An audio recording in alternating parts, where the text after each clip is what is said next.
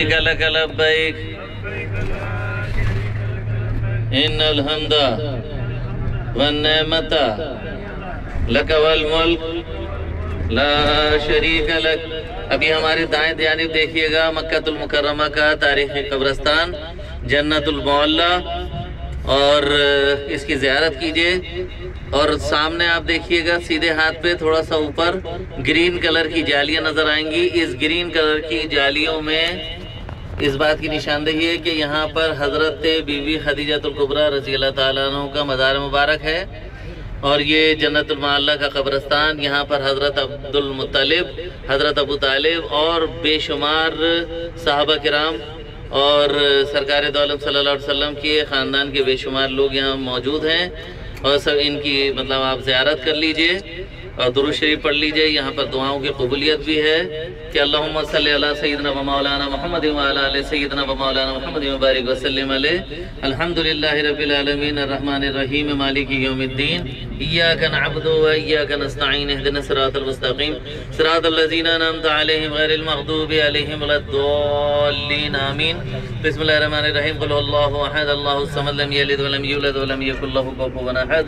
بسم اللہ الرحمن الرحیم، قل هو اللہ احد اللہ الصمد لم یلد ولم یولد ولم یکن له کفوا احد۔ بسم اللہ الرحمن الرحیم، قل هو اللہ احد اللہ الصمد لم یلد ولم یولد ولم یکن له کفوا احد۔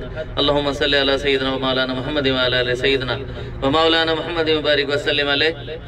الہ العالمین جو کچھ ذکر کیا، درود پاک پڑھا، اس کا اصال ثواب تحفۃً ہدیۃً پیش کرتے ہیں نبی کریم صلی اللہ علیہ وسلم کی خدمت عالیہ میں سے قبول فرما، اور ان کے وسیلہ جلیلہ سے تمام جنت المعلی میں جتنے بھی تیرے برگزیدہ بندے موجود ہیں ان سب کی نظر کرتے ہیں، اسے قبول و منظور فرما، ان کے درجات میں اضافہ فرما۔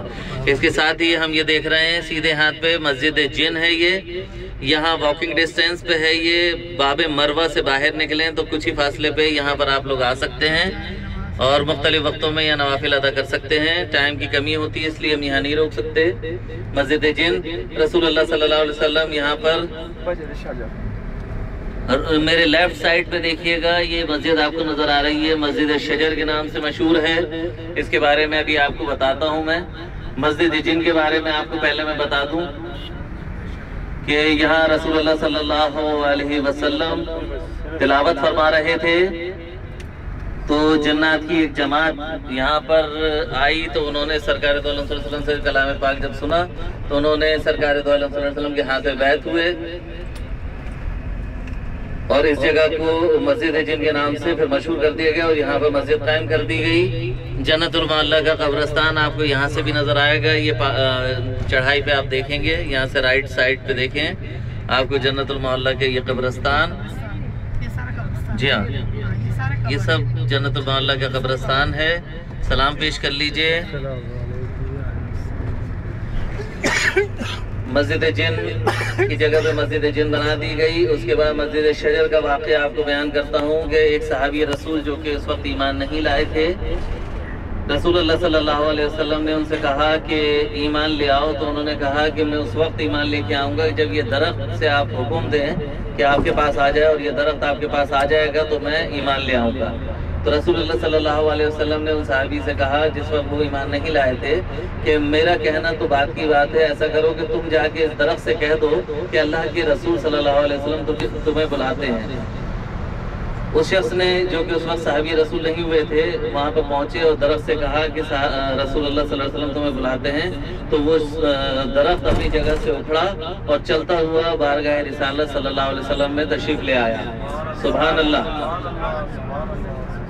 اس بات کو جب ان شخص نے دیکھا تو اس کے بعد سرکار دو عالم صلی اللہ علیہ وسلم کے ہاتھ میں بیعت ہو گئے، مسلمان ہو گئے اور صحابی رسول کہلائے۔ تو آپ دیکھیے کہ اس جگہ پہ مسجد بنا دی گئی، اس کا نام مسجد شجر رکھا گیا۔ اس کے ہی آگے ایک اور مسجد ہے جس کا نام غالباً اس حوالے سے یاد کیا جاتا ہے کہ جہاں پر ابو جہل نے رسول اللہ صلی اللہ علیہ وسلم سے فرمایا تھا کہ یقین دہانی کے لیے کہ مطلب اللہ کا محبوب ہوں تو یہ تمہارے ہاتھوں میں کیا ہے؟ تو رسول اللہ صلی اللہ علیہ وسلم نے فرمایا کہ میرے ہاتھوں میں جو ہے وہ تو ہے، اگر یہ بتا دے کہ میں کون ہوں تو تو یقین کر لے گا؟ آپ نے کہا کہ جب یہ بات سنی تو ابو جہل نے کہا کہ ہاں میں یقین کر لوں گا۔ تو سرکار دو عالم صلی اللہ علیہ وسلم کے ہاتھوں میں کنکریاں تھیں، انہوں نے اس کنکریوں کو ہاتھ کھول دیا تو کنکریاں کلمہ پڑھنے لگیں کہ اشہد ان لا الہ الا اللہ وحدہ لا شریک لہ واشہد ان محمد رسول اللہ۔ تو یہ سن کے جو ہے وہ ابو جہل گھبرا گیا، اس نے وہ کنکریاں پھینک دی اور بھاگ گیا۔ یعنی اتنی یقین دہانیوں کے باوجود بھی وہ ایمان نہیں لائے۔ یہ مصلحت خداوندی ہے، اللہ رب العزت جسے چاہتا ہے ایمان کی دولت سے سرفراز کرتا ہے، جسے چاہتا ہے ایمان نہیں عطا کرتا۔ تو ابو جہل انہی بدبختوں میں ہے کہ جس نے ہر صورت میں چاند کے 2 ٹکڑے کروائے تب بھی ایمان نہیں لایا، کنکریوں نے کلمہ پڑھ کے سنا دیا تب بھی ایمان نہیں لایا۔ تو رسول اللہ صلی اللہ علیہ وسلم کا وہ دشمن ہی تھا۔ بہرحال اللہ رب العزت اس کو نیست و نابود فرمائے اور سرکار دو عالم صلی اللہ علیہ وسلم کے درجات مزید بلند فرمائے اور ان کے عاشقوں کو بھی اللہ رب العزت دنیا اور آخرت کی تمام نعمتیں عطا فرمائے، جہنم کی آگ سے محفوظ فرمائے۔ اب ہمارا قافلہ رواں دواں ہے مکہ المکرمہ کی اس جانب جہاں پر انشاءاللہ تعالی العزیز بیت اللہ شریف میں ہم نے عمرے کی ادائیگی کرنی ہے۔ یہ تمام زیارتیں تھیں، دعا کرتا ہوں کہ اللہ رب العزت ان زیارتوں پہ ہمیں بار بار آنے کی توفیق عطا فرمائے اور ان تمام زیارتوں کے دوران میں کسی قسم کی غلطی، بھول چوک، لغزش، کوتاہی ہو گئی ہو تو اللہ تعالیٰ اپنے محبوب کے صدقے ہمیں معاف فرمائے اور ہمارے ٹوٹے پھوٹے ذکر کو، دعاؤں کو اپنی بارگاہ الہی میں شرف قبولیت عطا فرمائے، ہمارے عمرے کو آسان فرمائے، اسے قبول و منظور فرمائے۔ آمین بجاہ النبی الامین۔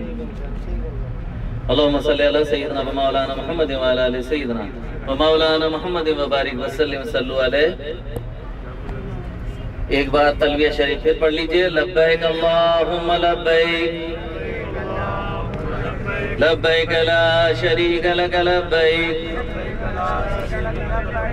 ان الحمد والنعمت لک والملک لا شریک لک لبیک اللہم لبیک